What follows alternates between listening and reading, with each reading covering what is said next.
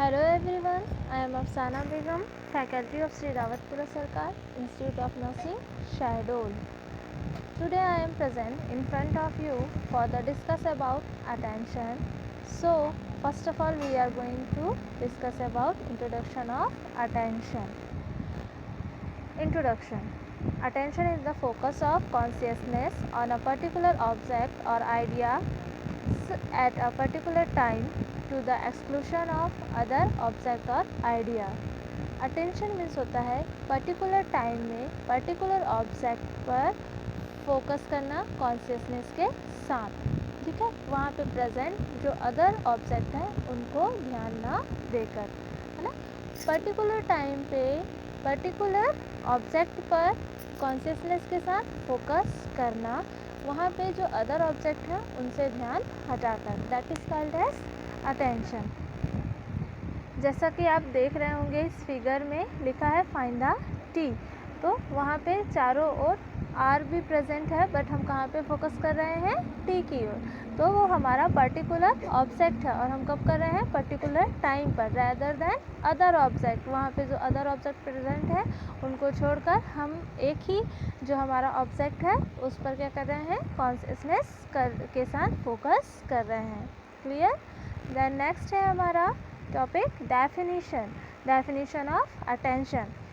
First of all Dumville ने 1938 में attention की डेफिनेशन दी। इन्होंने बोला attention is the concentration of conscious upon one object rather than upon another, ठीक है। अटेंशन किसी भी पर्टिकुलर ऑब्जेक्ट पर कंसंट्रेशन के साथ, कॉन्शियसनेस के साथ कंसंट्रेशन करना ही क्या कहलाता है, अटेंशन कहलाता है, रैदर देन अनदर ऑब्जेक्ट। जिस ऑब्जेक्ट पर हमको कॉन्शियसनेस के साथ फोकस करना है सिर्फ हम उस पर ही अटेंशन देंगे, वहाँ पे जो अदर ऑब्जेक्ट हैं उनको छोड़कर। ये डैमेलिन ने बोला 1938 में। क्लियर है। देन नेक्स्ट डेफिनेशन दी है शर्मा आरएन ने 1967 में। इन्होंने बोला attention is defined as a process which completes the individual to select some particular stimulus according to his interest and attitude out of the multiplicity of stimuli present in the environment, है ना। इन्होंने बोला कि attention को हम इस तरह से डिफाइन कर सकते हैं कि अटेंशन एक प्रोसेस है जिसमें इंडिविजुअल क्या करता है, सम पर्टिकुलर स्टिमुलाई के थ्रू अपने ऑब्जेक्ट को सेलेक्ट करता है अपने इंटरेस्ट के और अपने एटीट्यूड के according out of the multiplicity of stimuli जो वहाँ पे प्रेजेंट होता है, उस इन्वायरमेंट में प्रेजेंट होता है। यहाँ पे मल्टीप्लिसिटी का मीनिंग है a large number of variety, है ना। तो हम उस लार्ज नंबर ऑफ वैरायटी पे ध्यान ना देकर उस एक पर्टिकुलर ऑब्जेक्ट पर क्या करते हैं, फोकस करते हैं कंसंट्रेशन के साथ। उसे ही शर्मा आरएन ने अटेंशन बोला है। क्लियर। हमने यहाँ पे दो डेफिनेशन देखी, अकॉर्डिंग टू डैमेलिन 1938 में and according to Sharma RN 1967 में। क्लियर है, ठीक है। देन नेक्स्ट दोनों का ही एम है कि यहाँ पे हम क्या कर रहे हैं, पर्टिकुलर ऑब्जेक्ट पर कंसंट्रेशन के साथ फोकस कर रहे हैं, वहाँ पे प्रेजेंट जो अनदर ऑब्जेक्ट है उनको छोड़कर अपने पर्टिकुलर ऑब्जेक्ट पर कंसंट्रेशन के साथ फोकस करना ही अटेंशन कहलाता है। देन नेक्स्ट टॉपिक है हमारा कैरेक्टरिस्टिक ऑफ अटेंशन। कैरेक्टरिस्टिक, इसका फर्स्ट कैरेक्टरिस्टिक है it is a selective mental activity, है ना। कौन कौन सी प्रकृति होगी जिससे अटेंशन की, जिससे हम बोलेंगे कि वहाँ पे अटेंशन की प्रक्रिया हो रही है। तो फर्स्ट हमने बोला it is a selective mental activity, है ना। क्यों सेलेक्टिव एक्टिविटी क्यों है ये, क्योंकि यहाँ पे हमारा जो ब्रेन है वो एक्टिव होता है, अलर्ट होता है किसके लिए, किसी भी ऑब्जेक्ट में फोकस करने के लिए। वहाँ पे कंसंट्रेशन भी हमको चाहिए होता है किसी भी ऑब्जेक्ट पर फोकस करने के लिए या अटेंशन देने के लिए, इसलिए इसको सेलेक्टिव मेंटल एक्टिविटी का बोला है। देन नेक्स्ट है it is a consistently shifts from one object to another और from one aspect of the situation to another, है ना। जो अटेंशन है वो वन ऑब्जेक्ट से अनदर ऑब्जेक्ट की ओर ट्रांसफ़र होता है and one aspect to other situation की ओर ट्रांसफ़र होता है according to need of the person और according to interest of the person. जो अटेंशन है वो क्या होता है, चेंज होता रहता है। जैसे एक पर्सन है, उसका गोल अभी सिर्फ टेस्ट पास करना है, तो वो सिर्फ अपने टेस्ट पर फोकस करेगा। आफ्टर दैट उसको एग्ज़ाम में अच्छे मार्क्स लाने हैं, तो वो सिर्फ एग्ज़ाम में फोकस करेगा। तो ये शिफ्ट होता रहता है one step to another step. Then second third है attention is focusing of consciousness on a particular object. Attention consciousness के साथ किसी भी पर्टिकुलर ऑब्जेक्ट पर फोकस करने को ही हम अटेंशन बोलते हैं। देन फोर्थ वन है attention is a state of preparedness और alertness. Process of attention involve motor adjustment on the part of the person who is attentive. Clear? बोला है कि अटेंशन एक स्टेट है जिसमें व्यक्ति प्रिपेयर्ड होता है एंड अलर्ट होता है ना। जैसे हमको किसी ऑब्जेक्ट पर फोकस करना है, तो उसके लिए हम कंसंट्रेट करेंगे, तभी हम उस ऑब्जेक्ट पर कंसंट्रेशन के साथ फोकस कर पाएंगे। तो ये एक स्टेट है जिसमें हम या पर्सन प्रिपेयर्ड होता है और अलर्ट होता है। और जो प्रोसेस होती है अटेंशन की, उसमें मोटर एडजस्टमेंट इन्वॉल्व होता है या मोटर एक्टिविटी इन्वॉल्व होती है, जिसके थ्रू पर्सन अटेंड करता है अटेंशन को। क्लियर?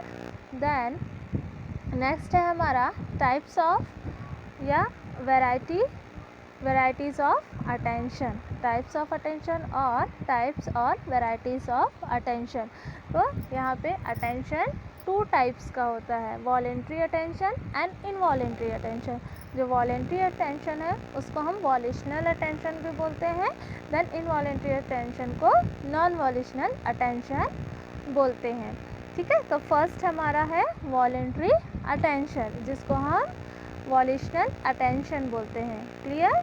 तो first voluntary attention, it demands the conscious effort on our part, है ना। वॉलेंट्री अटेंशन के लिए इंडिविजुअल का एफर्ट की ज़रूरत होती है। इसमें इंडिविजुअल खुद से कंसंट्रेट करके ऑब्जेक्ट की ओर फोकस करता है।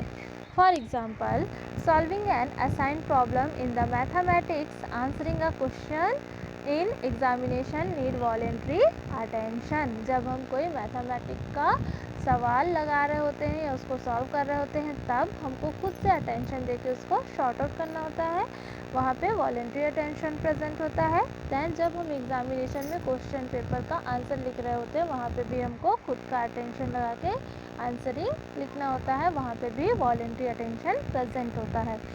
देन सेकंड है it is further subdivided into two categories, है ना। वॉलेंट्री अटेंशन को या वॉल्यूशनल अटेंशन को टू कैटेगरीज में डिवाइड की गई है। फर्स्ट कैटेगरी में आता है implicit volitional attention and second category में आता है एक्सप्लिसिट वॉल्यूशनल अटेंशन।